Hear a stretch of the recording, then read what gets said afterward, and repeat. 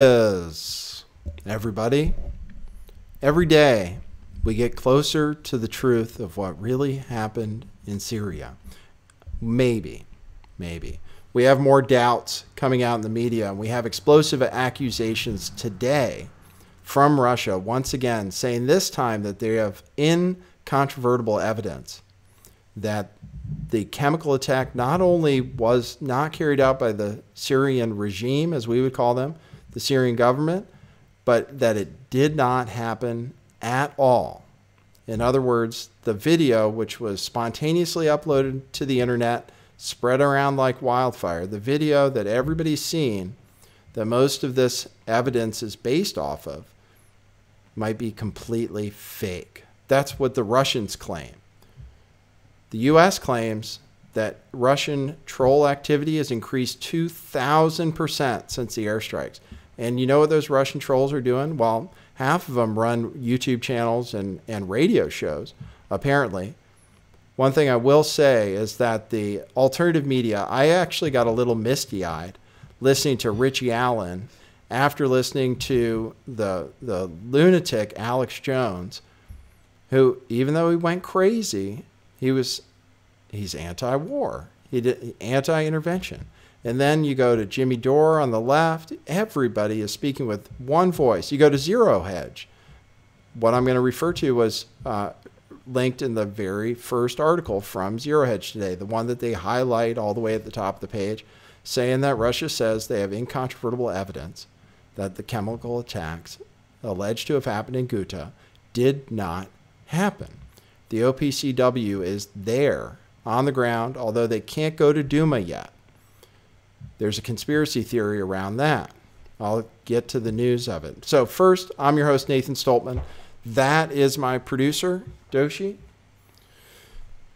He is ready for the show. As usual, I actually have my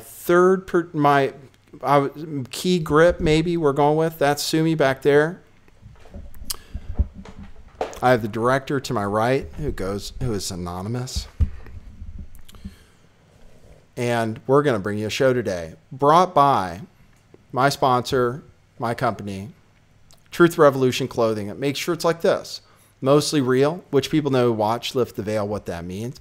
That is sold at truthclothing.io. The Russian bot shirt never goes out of style. I thought the Russian bot narrative would wear out after a while. It hasn't. It just keeps growing. So that's a shirt that's been doing well lately. Truth Matters is the shirt that says it all. So anyway, you can get all those at the website. Shipping is cheap and fast. There are reviews now on the website. If you bought something and want to say how great it was or how professional the service was, every penny goes towards making more shirts and to Lift the Veil Productions, including Doshi. So that's one way to support the show. Okay, now I want to get to the news. Like I said, top article on Zero Hedge today talked about this story, which is the U.S., the Russian envoy to the OPCW, the Organization for the Prevention of Chemical Weapons, which has arrived in Syria, can't yet go to Duma. The Russian envoy to OPCW said that chemical weapons provocation in Syria was carried out by non-governmental organizations that the UK and the US paid for cooperation. His name is Alexander Shulgin. Coincidentally, shares the same name as the guy that invented MDMA, believe it or not. Not the same person as far as I can tell, but interesting to note nonetheless. From his statement, he said, quote, "Therefore, we have not just a high degree of confidence, as our Western partners claim, but we have incontrovertible evidence that there was no incident on April 7th in Duma and that all this was a planned provocation by the British intelligence services, probably, with the participation of their senior allies from Washington, with the aim of misleading the international community and justifying aggression against Syria," unquote. And then continues, "Not a single witness, not one poisoned person in the hospital could be found. No remains of chemical weapons were found, but we have managed to find direct participants in the filming of the production video which was presented as proof of the chemical attack. Everything has been developing according to the script that was prepared in Washington. There is no doubt that Americans are playing the first violin in all of this. The United States, the United Kingdom, France, and some other countries, after the fake addition from the White Helmets and their ilk in Duma, immediately pounced upon the Syrian authorities with accusations. This is being reported in the Russian media and in the Russian troll media that they'll label Zero Hedge with. And I believe they did that at one point, associating them with Russian propaganda. That's what this is called. What you're watching right now would be referred to as Russian propaganda. The OPCW is on the ground. The OPCW is an organization endorsed by the UN, but which has their own charter. And the Russians put forward a measure with Iran and Russia for the OPCW report to be recognized as the official report. This was after the United States and associated Western countries put forward something to create a separate organism, JIM, from the UN that would assign blame for the attack. The Russians vetoed that, and then the USA and others vetoed the Russian presentation. So the OPCW is not this study is not endorsed by the UN. They decided in their own charter to go ahead and continue the investigation anyway, even though the UN, sorry, I don't know what to call it. The proposal to the UN was vetoed, and the OPCW doesn't have a charter from the UN to go there. They, on their own, decided they still want to do the investigation. Okay, the grounds of the investigation are now the security is being maintained by the Russians and the Syrians. So they say they are going to give the OPCW free rein over the grounds. They say they've interviewed witnesses who say that there was no chemical attack. They've presented video of medical professionals who were there at the only hospital in Duma and give their names. As the Russians point out, Lavrov made this announcement and presented the video. And they say that what happened was there was bombardment from the government, that the British told the White Helmets to organize an attack into Damascus. So they're lobbing missiles into Damascus, which is what they do, Jaish al-Islam. And because there would be a retaliation for that, for the White Helmets to be ready to stage this chemical attack. So there was bombardment by the Syrian government. People did suffer from smoke inhalation, went to the hospital. This is what the medical professionals say in their video. Went to the hospital. Somebody with a camera shows up and says, chemical weapons attack. People start freaking out, pouring water on each other. Someone who has asthma gets an inhaler, and nobody had chemical weapons exposure. Nobody died. The Russians say they got there. Nobody died. Now, the Russians have control of the scene. They say, go ahead and do your investigation. What are we going to say? Well, predictably, this tweet came out. The AP reported U.S. alerts chemical weapons watchdog that Russia may have tampered with the chemical attack site in Duma. Those will be the accusations. And you know what? It would be reasonable to think that they could cover up for chemical weapons use if there was indeed chemical weapons use. Although I don't know how they could cover everything up. What's happening right now is 22 witnesses are being taken to the OPCW members for interview. And of course, the Russians could handpick those witnesses as well. But that is the situation on the ground. That OPCW report comes out and says nothing happened. Then we'll see what happens. That will be an unprecedented situation when we're caught in an illegal action, blatantly, based on no evidence. The Washington Post today published this article, Allies Vague on Evidence Linking Syria to Chemical Attack. And the article points out that there has been no evidence presented by the British, the U.S., or the French for what happened in this attack and why they are so confident that there was a chemical weapons attack carried out by Assad.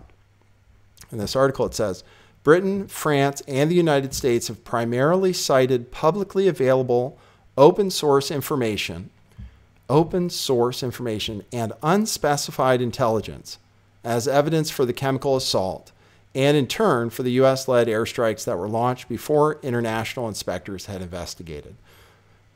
Just an example, again, I covered it yesterday, is the French explanation. They put it in writing. It's hard to believe, actually, that they would put this out in writing and say this. This is their justification. After examining the videos and images of victims published online, this is what they mean by open source. They're looking at pictures and video. After examining the videos and images of victims published online, they were able to conclude with a high degree of confidence that the vast majority are recent and not fabricated. And remember, that means that some of it was not recent and was fabricated. Lastly, some of the entities that publish this information are generally considered reliable. And just to break that down, that means many of the entities are not generally considered reliable. So we wonder, why were they posting pictures and images, since that's what that seems to suggest. Someone actually asked at the Pentagon briefing, somebody actually had the audacity to ask what our evidence is, and just see if you're satisfied with the response from Dana White here. Good, accurate words. Tom.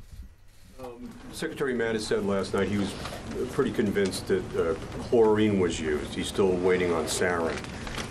He also said he was confident that the Syrian regime mounted these chemical attacks. What evidence do you have of both, of chlorine and of the Syrian attack?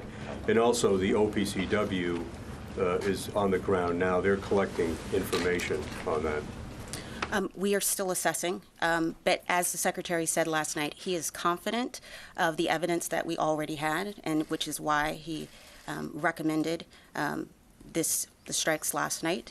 But we are still assessing and getting details, and we can provide more details once we have them. Well, can you give us a sense of what evidence you do have? There's various intel, and I won't speak to that. But when we have more evidence and more details, I will come back to you, Tom. Various intel, and that's what she said there is quoted in that same Washington Post report. So you see, we have doubts. We have doubts creeping in around the edges. As for whether we're talking about video, and we're saying the video would have had to been faked, and a lot of people, this will be the first time they've ever considered that. They don't know. They don't think 9/11 was an inside job. They think people died at Sandy Hook.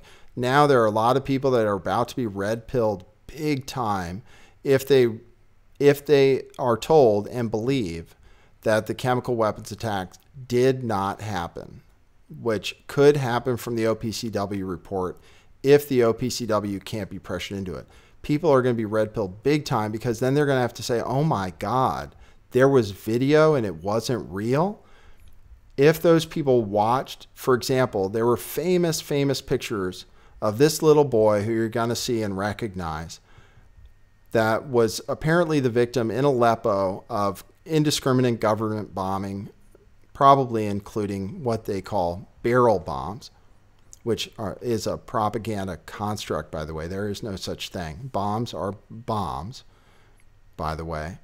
This is to red pill people a little bit on staging photographs, famous photographs. Take a look. This is the little boy in the back of a pristine ambulance, not being given medical treatment. And the person who's setting them down, I believe the thing this person tucks into their pants is a light meter. I believe it's literally being staged for photographs. And you'll see it. You can take a look and read the screen. There's no sound on this one. So you see the photographer all set up. It is a photo shoot, actually. And I would hope that you show this to somebody who is a little bit skeptical, and that they would say, oh, wow, the kid just touched an open wound, no reaction. Apparently recovered later. Meanwhile, every newspaper ran that picture and said that Assad and Russia kill children and have to be stopped. That is propaganda right there, and you see the news story there on CNN. Same thing happened with the young man that was found washed up in the beach. And I've shown video of that before. I can't even say what I think about it, but some of the video I have seen on live leak, allegedly from the chemical weapons attack, appears to use mannequins, which you might call dummies, as some of the children that are allegedly victims of the chemical weapons attack. You would have to look at those yourself and see what you think, but it appears that way when you look at the video. So people might have to wake up. Every single war we can think of was started with some kind of false flag, starting with the Gulf of Tonkin.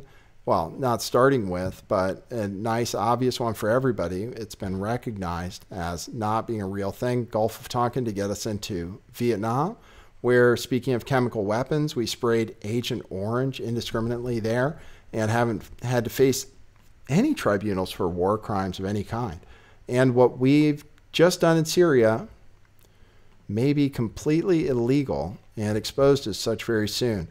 In the popular culture world, Roger Waters from Pink Floyd had something to say about the white helmets. And this stuff gets out there. That's why it's important that these celebrities stay on message, because you don't want to lose control of them.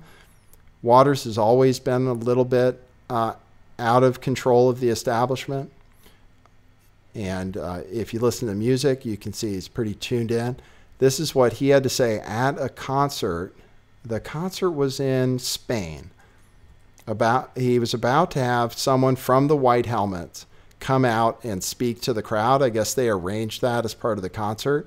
So someone from the White Helmets was about to come out and rally support against Assad. And this is part of what Roger Waters had to say, part of a slightly longer speech about it. Totally wrong. I believe the organization that he purports to represent and who he supports, the White Helmets, are a fake organization that exists only to create propaganda for the jihadists and terrorists who are working in that hard work. That's my belief. So we have opposing beliefs. Okay. The person behind the camera was obviously pretty excited. That's probably why it got uploaded to YouTube. So we're following along with this. We're kind of a one-trick pony on this channel lately. Well, two tricks if you follow me on Twitch. There's Nassim Agdam, the YouTube shooter, who we've made a Twitch channel, basically a tribute to that person, who we're not saying that we condone what she did. We're just saying we understand that what YouTube does is very frustrating. So we do a live show on Twitch. I'm live there right now. I do my show prep there. We watch a lot of videos. That's at twitch.tv/lifttheveil411. Just follow me there. Hit your notification. You can download the app on your phone. Enough people watch me there that the chat is great. People love to hang out. So that's a great place to find me and to be notified every time I go live. I may still waiting to see if I'll be live again on YouTube, which would be at Lift the Veil Live. So I'm just going to close because it wasn't exactly on the same topic, but it has to do with some of the blowback after these airstrikes. We do have people speaking out. Everyone in the alternative media, like I said, from Alex Jones to little guys like me to liberals and everyone else says this thing didn't happen. It's got to be making a difference in the public conscience, and they can't just blame it on Russian trolls. But like I said, if you want to show that you're a Russian bot, buy one of my t-shirts. I'm going to check out for the day. There is some breaking news. I'm not going to cover it right now. I might cover it in another video, but there is some breaking news that Syrian air defenses are responding to missiles over Homs right now. Right now it's 4 p.m. on the West Coast. I'll post this video right away. So that is breaking news. I'll take a look at it and see if I make a short video or at least stay live on Twitch, which I most likely will do to see if this story develops a little bit. So thanks for tuning in with me, from Doshi. That is what it is. But the Foreign Secretary said yesterday these strikes would have no bearing on the civil war. And the Prime Minister has reiterated that today by saying this is not what these military strikes were about. And Mr. Speaker, does, for example, the humanitarian crisis in Yemen entitle other countries to arrogate to themselves the right to bomb Saudi airfields or their positions in Yemen, especially given their use of banned cluster bombs and white phosphorus? Mr. Speaker, 3 United Nations agencies said in January that Yemen was the worst humanitarian crisis in the world. So will the Prime Minister today commit to ending support to the Saudi bombing campaign and arms sales to Saudi Arabia? On the